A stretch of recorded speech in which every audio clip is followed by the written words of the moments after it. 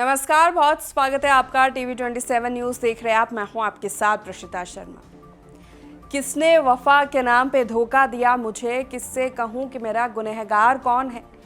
नजीब अहमद की ये दो लाइनें कांग्रेस पर फिट बैठती है।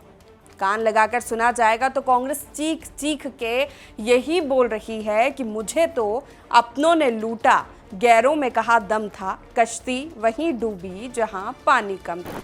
अक्सर कांग्रेस के लिए यही कहा जाता है कि वो गैरों से ज्यादा अपनों से घिरी रहती है और गाहे बगाहे कांग्रेस इस साबित करने में पीछे नहीं रहती है और सबसे ज्यादा मिट्टी पलीत करने में कांग्रेस के दिग्गजों के नाम ही सामने आते हैं। मुख्यमंत्री बनना हो, प्रदेश अध्यक्ष चुनावों के समय टिकट का बंटवारा हो, चाहे संगठन में बदलाव, बिना सिर्फ फुटअव्वल के कोई परिणाम नहीं निकलता और विरोध सड़कों तक आ जाता है। हालांकि ये कोई नई बात नहीं है, लेकिन इस बार मध्य प्रदेश में बहस हो रही है 5 साल पहले गिरी कांग्रेस की सरकार को लेकर।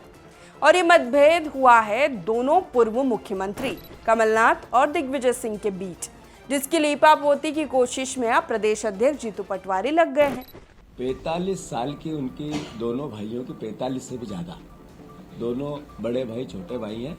दोनों का एक अपनत्व है, प्रेम है, प्यार है, मोहब्बत है।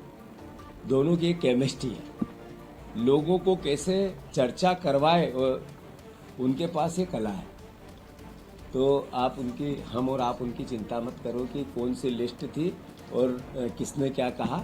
वो तो आप लोग जनसंपर्क के हिसाब से लगे थे इधर उधर, तो आपको लाइन पे लाए हैं कि ये भी बात है।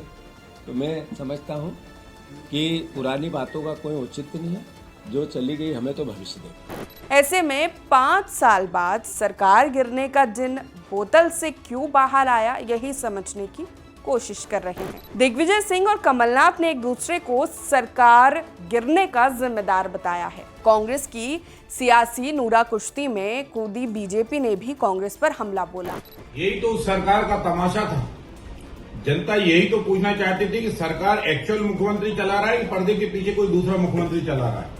और आज के जो नेता प्रतिपक्ष हैं और कल के उस समय के जो मंत्री थे उमंग सिंगार, उन्होंने यही तो कहा था कि पूरी सरकार रिमोट कंट्रोल से चल रही है और सारी सरकार दिग्विजय सिंह चला रहे हैं। रेत माफिया, शराब माफिया, खनन माफिया, और वो हो सकता है उद्योगपति भी उसी में से एक निकल कर आए हो।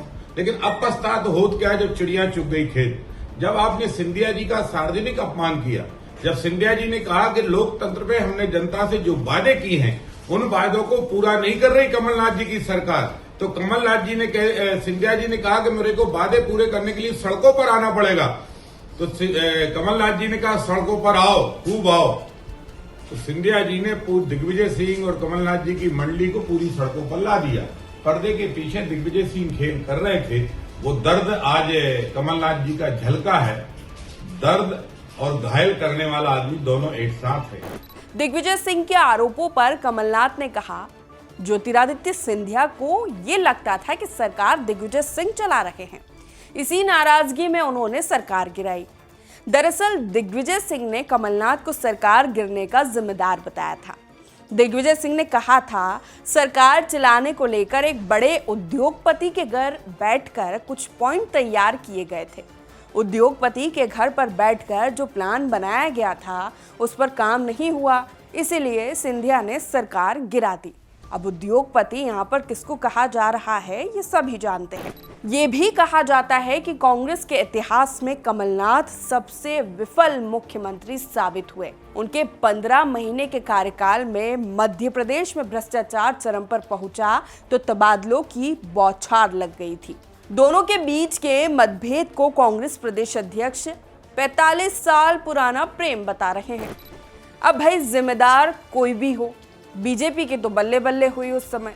हालांकि उस दौर की चर्चाओं के बाजार में ये बात सबसे ऊपर थी कि नई नई मिली सत्ता के मोह में कमलनाथ ने सिंधिया तक को सार्वजनिक रूप से झिड़क दिया था। सिंधिया ने केवल एक मामले में सरकार के खिलाफ सड़क पर उतरने का बयान दिया था, जिसका खामियाजा कांग्रेस को अपनी सरकार गंवाकर भुगतना पड़ा। तभी से कमलनाथ और दिग्विजय के बीच दूरियां बनी हुई है और ये खींच आरोप प्रत्यारोप के रूप में सामने आ रही है। राजनीतिक रूप से हाशिए पर जा चुके ये दोनों नेताओं के अहम का टकराव कांग्रेस के लिए मुसीबतें खड़ा करता ही रहेगा।